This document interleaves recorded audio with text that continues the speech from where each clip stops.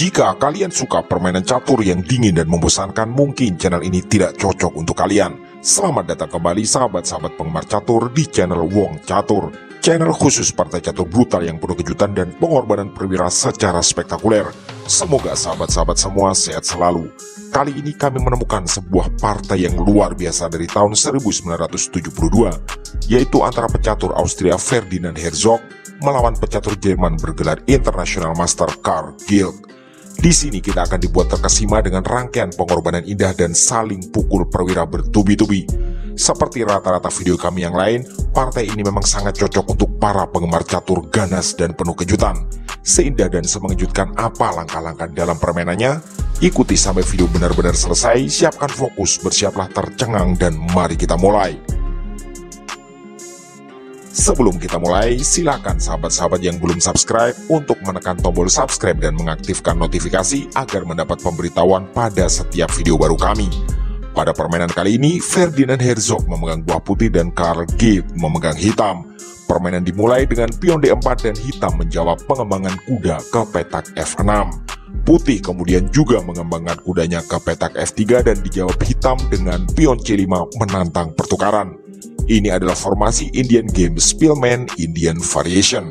Ferdinand Herzog menolak tawaran dan memilih terus mendorong pionnya ke petak D5. Hitam pion G6 sebagai persiapan gajah fianchetto.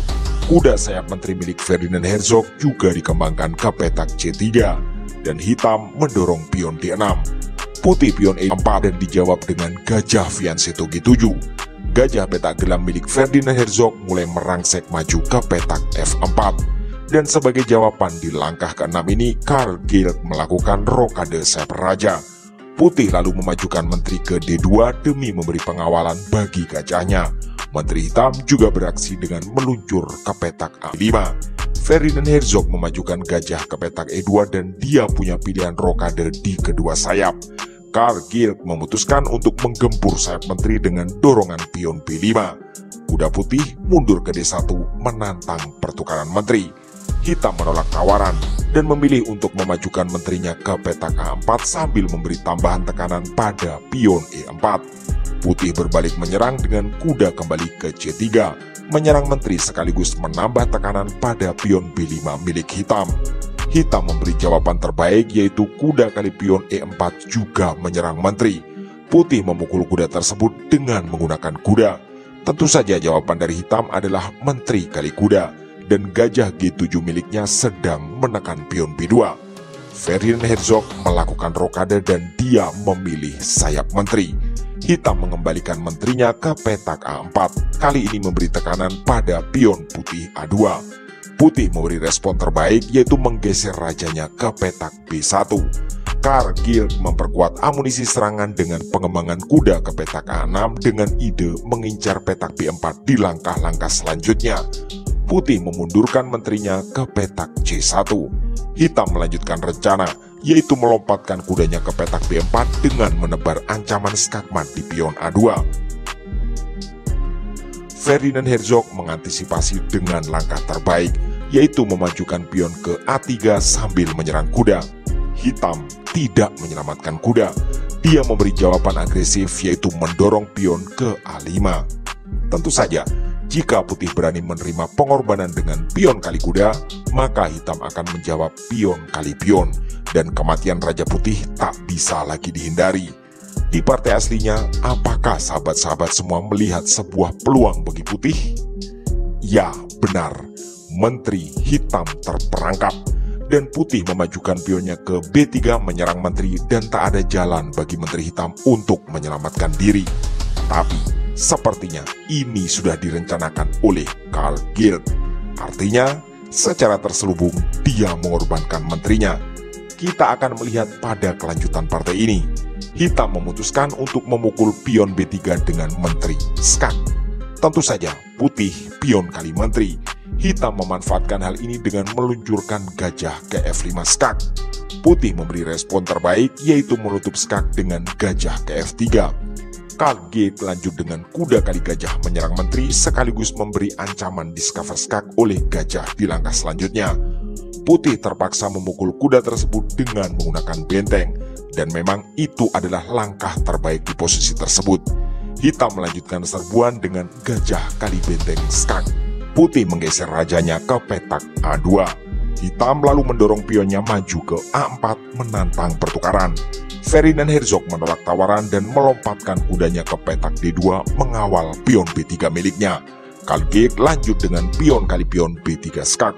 Hanya ada dua pilihan bagi putih dan keduanya bernilai sama, yaitu memukul pion dengan kuda atau dengan raja. Dan Ferdinand Herzog memilih raja kali pion. Hitam lanjut dengan pion C4 skak sambil membentuk ikatan dengan gajah. Raja putih kembali ke petak A2. Hitam terus menggempur dengan pion B4, menambah tekanan pada pion A3 yang sedang terkena pin oleh benteng terhadap rajanya. Putih mengambil langkah yang terlihat masuk akal, yaitu kuda kali pion C4 tentu dengan ide pertukaran perwira dengan gajah karena gajah petak terang milik hitam memang terlihat sangat berbahaya. Dan kita sampai di segmen kuis. Ini adalah posisi skakmat maksimal 7 langkah. Apa langkah yang akan diambil oleh Karl Gilg di titik ini? Yang jelas ini adalah satu-satunya langkah yang benar agar skakmat maksimal 7 langkah bisa terwujud. Semua langkah apapun akan membuat keunggulan hitam tergerus dan jangan lupa secara materi putih jelas lebih unggul. Seperti biasa kami memberi tambahan waktu beberapa detik untuk sahabat-sahabat semua menebak langkah tersebut serta membayangkan lanjutannya. Atau pause video ini sejenak jika memang dirasa perlu.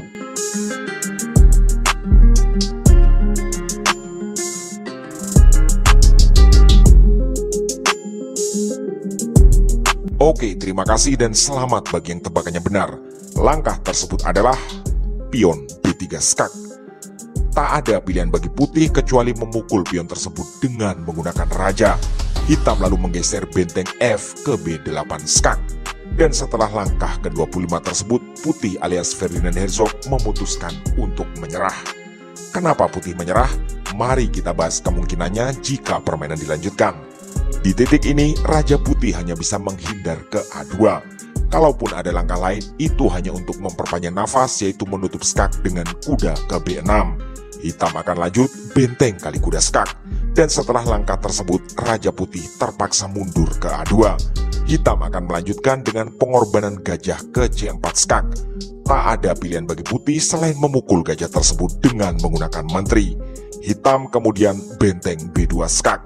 Lagi-lagi langkah paksa. Kali ini Raja Putih harus mundur ke petak A1.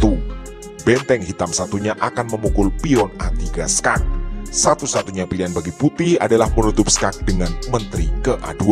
Dan tentu saja, langkah pamungkas dari Karl Gilg adalah benteng A kali menteri skakmat. Benar-benar rangkaian langkah cerdik dari Master Internasional Jerman Karl Gilg yang dalam perjalanannya banyak diwarnai langkah-langkah kejutan termasuk pengorbanan beberapa perwira miliknya. Sungguh sebuah bangunan serangan yang begitu indah dan mematikan. Jika sahabat-sahabat ingin diskusi tentang kemungkinan langkah tertentu, kami mohon untuk menyertakan pula angka menit dan detik, agar kami tidak gagal paham serta bisa berusaha menjawab dengan baik. Demikianlah video singkat kali ini, semoga sahabat-sahabat semua puas, dan semoga pula bisa menjadi inspirasi dan referensi bagi kita semua. Kami atas nama segenap kru channel Wong Catur memohon dukungan like, komen, share, subscribe, dan doa agar channel ini selalu belajar dan makin berkembang. Terima kasih telah menyimak, mohon maaf atas kesalahan kata dan sampai jumpa di video catur berikutnya.